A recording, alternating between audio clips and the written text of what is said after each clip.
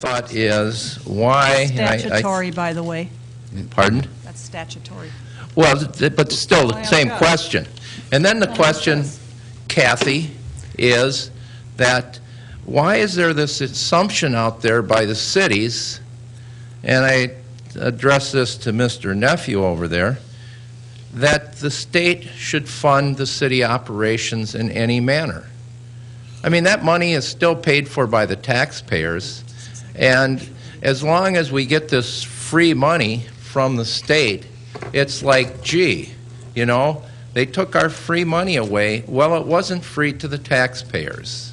So we need to start with those thoughts as we go through this. Now, Maplewood, 5% tax increase. And I guess the other thing that I would mention at the onset, it would be nice to have this material prior to these hearings by a week or two so we can actually spend some time scrutinizing them. But I just happened to come from Kinko's before I came over here, ran into a person over there that came up and says, "Oh, Bob, I watch your TV show on Wednesday night all the time." And he says, "I live on County Road D, and in the last 10 years, my property taxes have gone from $3,000 to $6,000. And he says, my home value has gone down pretty near $200,000. He says, I'm selling and moving to Stacy, but he said, I'm afraid I don't know if I can even sell. So when we start looking at this, and then, of course, the Inside Insight News Hour had a little research done, and you know, I'll recheck this stuff, or I'll ask to have it rechecked. But Mr. Rosbach, it showed that your home kept the same market value at the same time, yet your taxes went down. Now, you said your taxes went up.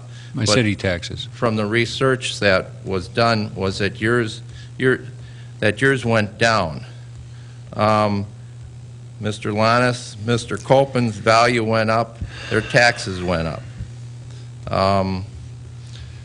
Mr. Nephew and Juniman's taxes went down, and property tax went down. So the part of the question here, and you heard it from these other people that came up here, there's really no rhyme or reason for some of this. And so I think that I'd make a recommendation that the city make a resolution to for the transparency on how the calculations are done. I mean, people don't want to hear song and dance and blame it on the county or blame it on the school district, that truly want to know and understand what's going on.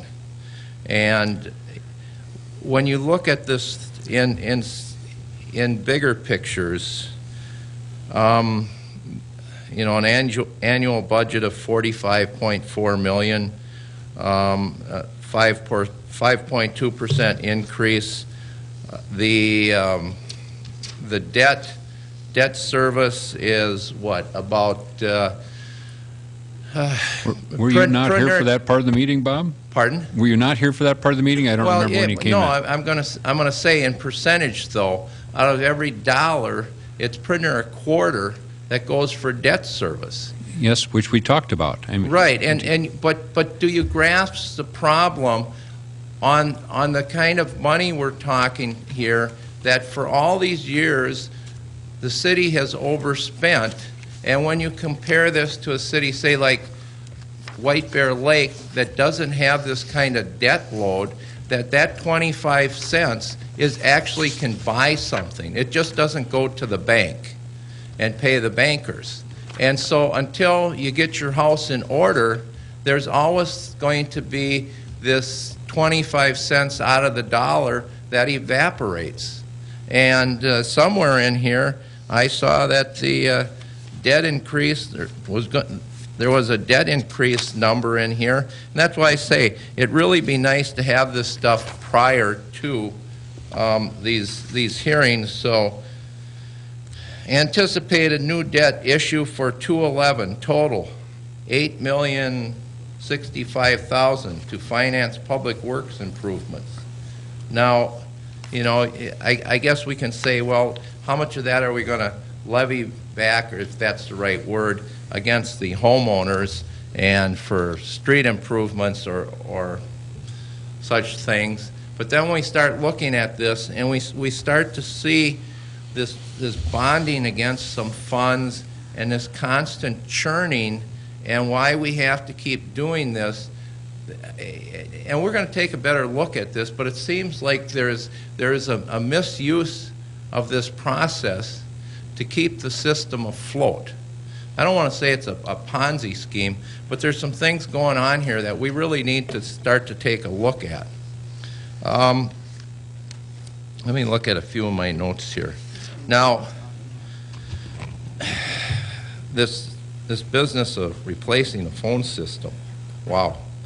I'm thinking we probably have enough cell phones around this place to operate, and to replace a whole phone system, because a system went down for some hours, seems to be a pretty big expense. $2 million contingency fund for unfulfilled expenses. $2 million. I saw in that chart up there. Well, then you didn't look at a chart very well. Well, our contingency fund is $122,000. No, and then we have a contingency for the legal stuff, $135,000. No, you're right to say that it's $122,000 what you've set aside, but if you add up what's on there, you have $1.5 million. You're misinterpreting the list, Bob. It's not intended to be added together. Well, but those are just things that the contingency possibly could be used for. Yes, but you can look at so that means, Bob, that those are all things that we are not funding, that we are saving money on. And there are things that you have to worry about that you're saying, you know, this is something that should have been funded at this level, and we're not going to fund it. Exactly, Bob. That is exactly right. That we are cutting our costs to the bone in order to make it so we only have a 5% increase. Now, if you have some point or some question, please make it or ask it. This is not a session for you to get up here and run up a few extra feet of footage for the next show. I'll just disregard what you just said. No, you won't. Yes, I will. You will either ask a question or make a point. I did ask the question about that it would be nice if the council did a resolution to put together something so people can understand what's going on. But the other... And so, in answer to that question, Bob, the all other of the things that you are talking about are available from the state and the county. It's on their websites, and you and everyone else can visit them and get that information. You also talked about saying several times that the information that we're talking about tonight, it would be nice if it was available to you earlier. Well, we have been making this information available for the last 6 to 8 months, and it is on our website. And it is available prior to the meeting. Right, that is all information. Right here, Will. That, what are you holding up? Proposed budget and property tax summary, public hearing. Yes, our budget has been published and is online and is at the library. This has been out there for 6 months. That is the same information. It's a summary of our budget.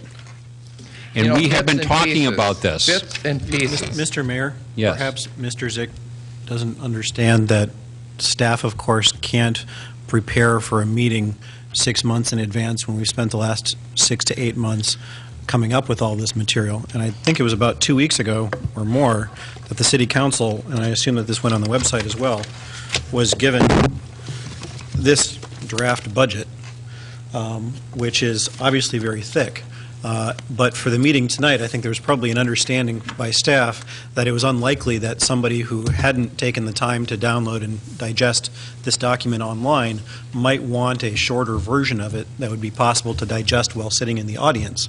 And they undoubtedly relatively recently put together a briefer summary after putting the bulk of the work into this, the actual document, in order to have something accessible, available for the citizens that came to a meeting and perhaps wanted to have an easier time understanding some of these details. And So moving on to your this comment is about, what I moving on to your referred to comment. right here, something simplistic that people can start to digest. I mean, Are do you saying really that think most people can't understand our budget, Bob? Pardon? Are you saying that you and most people can't understand our budget? Don't you have your crack research team We do, that can Will. look that Thank over? you. Now, back to your comments and questions that you had pay asked. people You hundreds had of talked thousands about of dollars this- in you had- administrative fees Mr. like Zick, you do around here. You had talked about us living off the state and the whole notion of the state financing city government.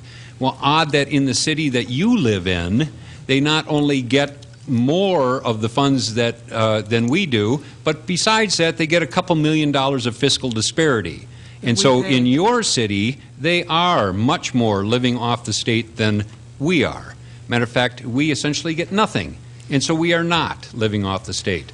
If you had listened in the presentation, you would understand that our tax increases for the last 4 years are just to replace the money that we used to get from them, that we do not get.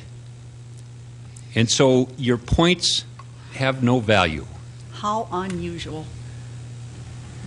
You know, it's really tiring to listen to you, Juniman, and you, Will, Not half as talking bad as down listening to you. citizens. And I'm you not know, talking the down to fact citizens, that I have Bob. I am property and talking down to financial you. interest in this city, and I do want to protect those interests. Oh. And I'll tell you Do you what, have a Will, bank now account? let's go on to, Mr. Zick, I'm besides going to give those you taxes, one more minute to wrap up. let's go on to the fact that all your fees are going up.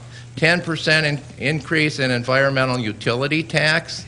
You know, that was supposed to be to maybe sweep the streets or keep the streets. Public Works bonds against it. He put an environmental planner against that, and I Blah, believe blah, blah, she blah. was over in Yada, community yada. development. And 45 seconds.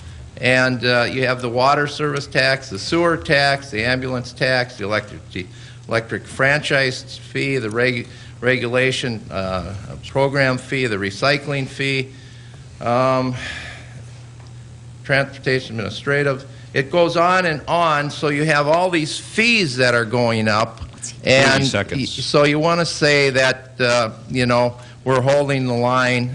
Well, it goes on, and you have the people that come up here and say, you know, we're going broke, we can't afford to live here. Let's rein in some of these salaries. And when you talk about the health insurance, 15 seconds. Why don't you talk about Mr. Rude Willie up there and the fact that the, $2,500 per single person, $5,000 per married couple got put in an account to cover the deductible for the health insurance. There's all kinds of things that go on up here. You're done. And those Thank you, employees Mr. get to Zick, for take your that money comments. with them when they leave. Thank you, Willie. Aren't you just the epitome? I'm sorry to those who watch at home and those who are here in the audience that you Wait, have to hold go on. through the ranting and raving of someone who's not a citizen in our city, whose life is devoted to trying to make himself seem important. Are there other people in the audience that wish to speak? We will close the public hearing. Mr. Nephew, do you have a comment? Well, I did have one comment, if you'll indulge me. Mr. Zick brought up a question about the role of the state in funding cities, and I think that this is kind of a interesting question about the role of government. And I think it was a long time ago in Minnesota that there was a decision that the property tax fundamentally wasn't fair, that what so many residents are feeling, as was being discussed tonight, looking at their property tax bills, that it was confusing and it wasn't fair, and it meant that whether or not there was a policeman or a fireman to respond to an emergency depended on vagaries such as the property tax. But the system that was put in place it's not free money, it's still the taxpayers' money, but when it was being funneled through sources such as income tax, it was spreading it around, and programs such as market value homestead credit and local government aid were meant to reduce the impact of things like the property taxes on seniors